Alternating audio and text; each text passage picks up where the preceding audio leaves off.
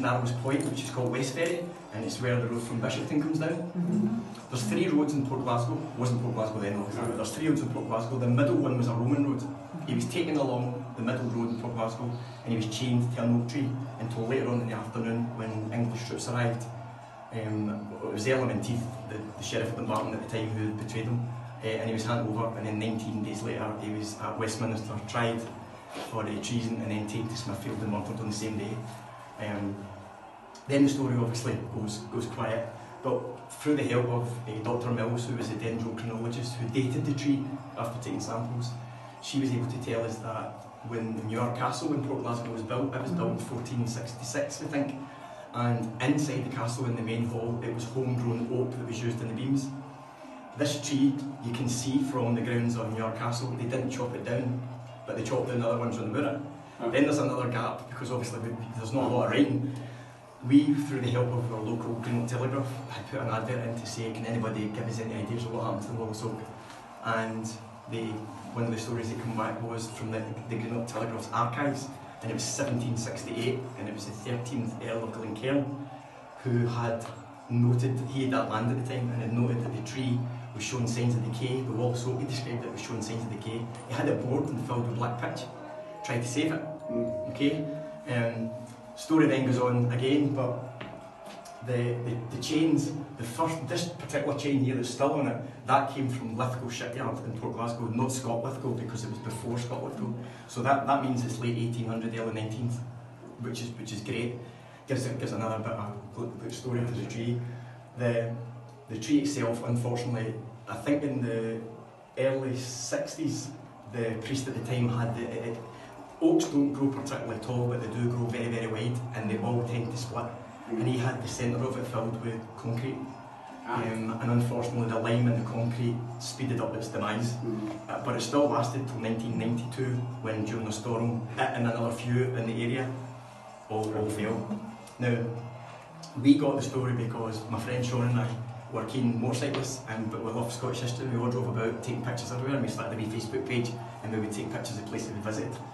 And Sean came on, we were going to a football game, and Sean came on a bus, and he said, look at the book I've got, and it was written by David R. Ross, who was convener of the Society of Wallace, but himself a biker, and he'd written 73 places in Scotland and the North of England in conjunction with William Wallace, where you can visit places he's been or been connected to. And we were flicking through it thinking, where are we going to go tomorrow? And there's a chapter in Port Glasgow, and we thought, we've been driving all over Scotland, there's 5 minutes with us. So we went up to look it out. He'd written his book, and the tree had fallen 18 months before. He only had a chapter, he had no further info, so we went to the local paper and asked for help. And that was that. We then discovered that once it had fallen, the majority of it had fallen into the driveway, but because it was obviously a church, they needed it cleared. A lot of the branches were immediately cut up, taken and burned. But one parishioner, a wee man, Joe Delaney, beg pardon, he asked for one thick branch, and he made a holy relic. It's called a Padre Pio. I think it's a monk that bled.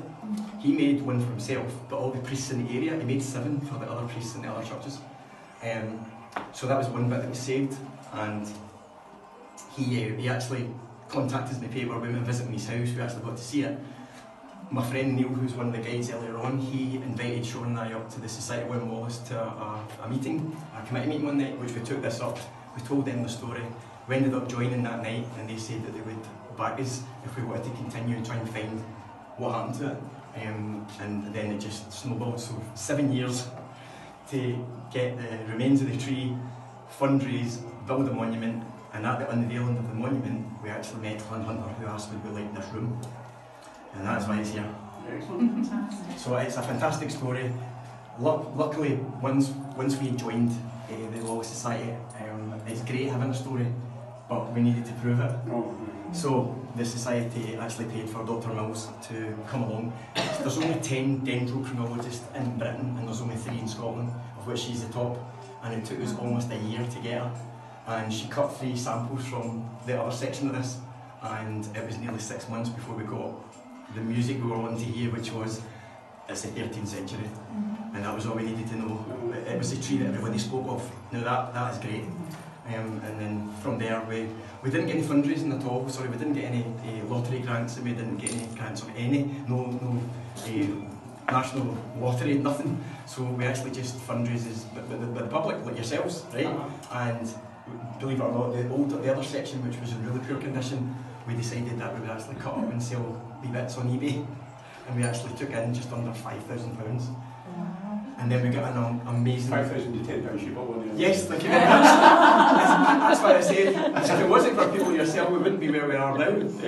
It's amazing how it all stepped on. If we hadn't unveiled the monument, we wouldn't have met Clan Hunter. If we hadn't met Clan Hunter, it wouldn't be safe. It would still be, 22 years in a scrapyard and 5 years in an industrial unit in Port Glasgow to dry out. And then obviously we had to give it 5 coats of that stuff to stop it getting any worse than what it already is. But we dealt with 3 years with Historic Environment Scotland, who really badly let us down. And they ended up when we were, what we were going to do. So it was a bit disappointing, but we thought, right, well, let's build the monument, let's mark the spot where it grew, and we'll see what happens with this later. And then here we are today, which is, it's amazing, it's just amazing. So now people can see it, they can read about the story, but now they can physically see it. Otherwise it could have probably been gone now at that scrapyard. Yeah, absolutely.